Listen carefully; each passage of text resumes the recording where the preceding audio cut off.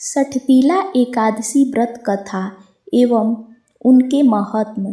तो आइए हम व्रत कथा आरंभ करते हैं। एक समय दालंभ ऋषि ने पुलस्त ऋषि से पूछा, हे मुनीश्वर, मनुष्य मृत्युलोक में ब्रह्म हत्या आदि महान पाप करते हैं और दूसरे के धन की चोरी, दूसरे की उन्नति देखकर ईर्ष्या आदि करते हैं, परंतु फिर भी उनको नरक प्राप्त नहीं होता। सो क्या कारण है? वह न जाने कौन सा अल्पदान या अल्प परिश्रम करते हैं जिनसे उनके पाप नष्ट हो जाते हैं।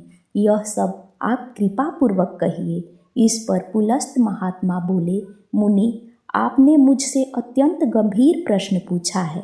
इससे संसारी जनों को बहुत लाभ होगा। इसको इंद्र आदि देवता भी नहीं जानते, परंतु मैं आपको यह गुप्त भेद अवश्य ही बताता हूँ। माघ मास के आने पर मनुष्य को स्नान आदि से शुद्ध रहना चाहिए और इंद्रियों को बस में करके तथा काम, क्रोध, लोभ, मोह, ईर्ष्या, अभिमान आदि का स्मरण नहीं करना चाहिए। उसको हाथ पैर धोकर पुष्य नक्षत्र में गोबर, कपास, तिल मिलाकर उपले बनाना चाहिए।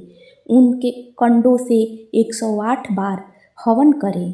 यदि उस दिन मूल नक्षत्र हो, द्वादशी हो तो नियम से रहें। स्नान आदि नित्य क्रिया से शुद्ध होकर भगवान का पूजन कीर्तन करना चाहिए। एकादशी के दिन वह व्रत करे और रात्रि को रात्रि जागरण करे तथा हवन करे। उसके दूसरे दिन धूप दीप नैवेद्य से भगवान की पूजन करे और खिचड़ी का भोग लगाना चाहिए। उस दिन कृष्ण भगवान का पूजन करना चाहिए। उनको पेठा, नारियल, सीताफल या सुपारी सहित अर्घ देना चाहिए और फिर उनकी स्तुति करना चाहिए। हे भगवान, आप आशरणों को शरण देने वाले हैं। आप संसार में डूबे हुए का उद्धार करने वाले हैं। हे पुंडरीकाक्ष, हे कमल नेत्रधारी, हे भगवान, हे जगतगुरु, आप लक्ष्मी जी सहित मेरे इस तुच्छ का अर्घ स्वीकार कीजिए। इसके पश्चात ब्राह्मण को तिल दान करना चाहिए। इस प्रकार मनुष्य जितने तिल का दान करता है वह उतने ही दिन स्वर्ग में निवास करता है। तिल स्नान, तिल का उबटन, तिलोदक, तिल का भोजन, तिल का दान, यह सठतीला कहलाती है। इससे अनेक प्रकार के पाप दूर हो जाते हैं। एक दिन नारद ऋषि बोले, हे भगवान, आपको नमस्कार है। इस सठतीला एकादशी का क्या पुण्य होता है और उनकी क्या कथा है, सो कृपा पूर्वक कहिए। श्री कृष्ण भगवान बोले, हे नारद, मैं तुमसे आंखों देखी सत्य घटना कहता हूँ।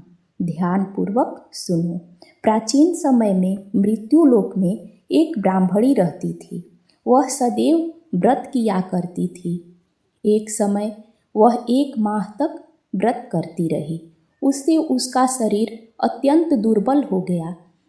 वह अत्यंत बुद्धिमती थी, परंतु फिर भी उसने कभी भी देवताओं तथा व्रतों से अपना मन अस्थिर नहीं किया। इस प्रकार मैंने सोचा कि ब्राह्मणी ने व्रत आदि से अपना शरीर शुद्ध कर लिया है और इसको वैष्णव लोक भी मिल जाएगा, परंतु इसने कभी अन्य का दान नहीं किया। इससे इसकी तृप्ति होना कठिन है। ऐसा सोचकर मैं मृत्यु लोक में गया और उस ब्राह्मणी से अन्न मांगा। वह ब्राह्मणी बोली, हे महाराज, आप यहाँ किस लिए आए हैं? मैंने कहा, मुझे भिक्षा चाहिए। इस पर उसने मुझे एक मिट्टी का पिंड दान दे दिया। मैं उसे लेकर स्वर्ग लौट आया। कुछ समय बीतने पर वह ब्राह्मणी भी शरीर त्याग कर स्वर्ग आई। मिट्टी का पिंड के प्रभाव से उसे उस जगह एक आम वृक्ष सहित गृह मिला, परंतु उसने गृह की अन्य वस्तुओं को शून्य पाया। वह घबराई हुई मेरे पास आई और कहने लगी, हे भगवान, मैंने अनेकों व्रत आदि से आपकी पूजन की है, परंतु फिर भी मेरा घर वस्तुओं से रहित है। सो क्या कारण है? मैंने कहा, तुम अपने गृह को जाओ और देव स्त्रियां तुम्हें देखने आएंगी। जब तुम उनसे सठतीला एकादशी का पुण्य और विधि सुन लो तब ही द्वार खोलना।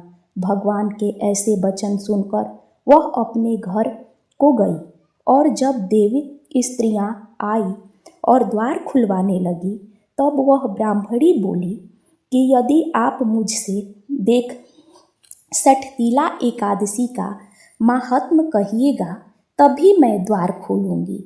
उनमें से एक देवी स्त्री बोली, सुनो मैं कहती हूँ। जब उसने सठतीला एकादशी का माहात्म्य सुन लिया तब उसने द्वार खोला।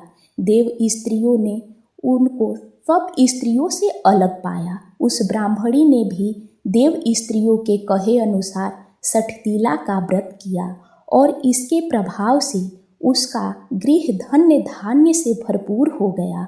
अतः मनुष्य को मूर्खता त्याग कर सठतीला एकादशी का व्रत करना चाहिए। इससे मनुष्यों को जन्म जन्म में आरोग्यता प्राप्त होती है। इस व्रत से मनुष्य के समस्त पाप नष्ट हो जाते हैं। बोलो विष्णु भगवान माता लक्ष्मी की जय। बोलो एकादशी महात्म्य की जय।